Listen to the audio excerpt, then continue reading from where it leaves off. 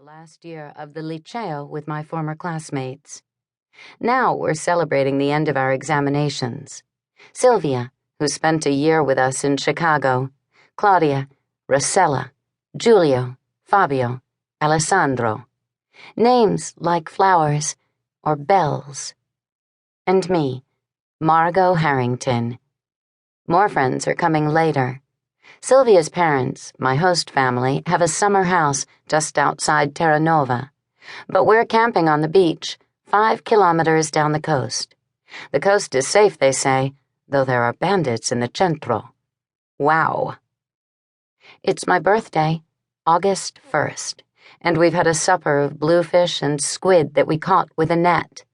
The squid taste like rubber bands, the heavy kind that I used to chew on in grade school, and that boys sometimes used to snap our bottoms with in junior high.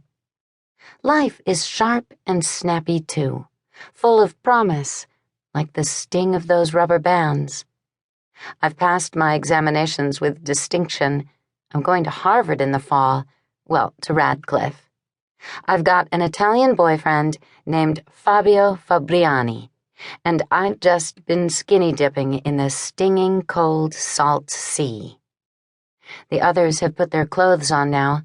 I can see them below me, sitting around the remains of the fire in shorts and halter tops and shirts with the sleeves rolled up 2 turns, talking, glancing up nervously. But I want to savor the taste, thrill of my own nakedness a little longer, unembarrassed in the dwindling light. It's the scariest thing I've ever done, except coming to Italy in the first place. Fabio sits with his back toward me while he smokes a cigarette, pretending to be angry because I won't come down.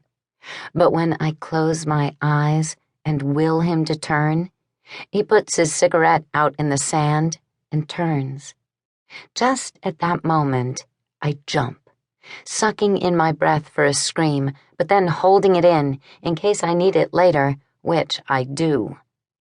I hit the Tyrrhenian Sea feet first, generating little waves that will, in theory, soon be lapping the beaches along the entire western coast of Italy, Sicily, and North Africa, too. The Tyrrhenian Sea responds by closing over me, and its pitch, not like the pool in Chicago where I learned to swim, but deep and dark and dangerous and deadly.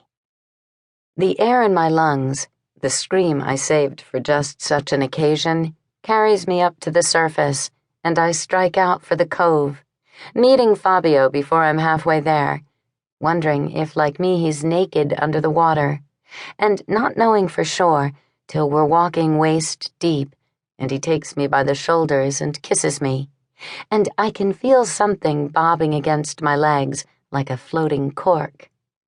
We haven't made love yet, but it won't be long now.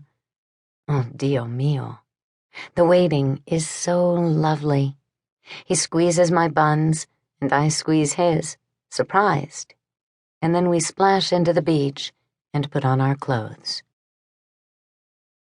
What I didn't know at the time was that my mother had become seriously ill. Instead of spending the rest of the summer in Sardinia, I had to go back to Chicago, and then, after that, nothing happened. I mean, none of the things I'd expected to happen happened. Instead of making love with Fabio Fabriani on the verge of the Tyrrhenian Sea, I got laid on a vinyl sofa in the back room of SNCC headquarters on 47th Street. Instead of going to Harvard, I went to Edgar Lee Masters College, where Mama had taught art history for 20 years. Instead of going to graduate school, I spent 2 years at the Institute for Paper Technology on Green Bay Avenue. Instead of becoming a research chemist, I apprenticed myself to a book conservator in Hyde Park, and then took a position in the conservation department of the Newberry Library. Instead of getting married and having a daughter of my own, I lived at home and looked after Mama, who was dying of lung cancer. A year went by, 2 years, 3 years, 4. Mama died. Papa lost.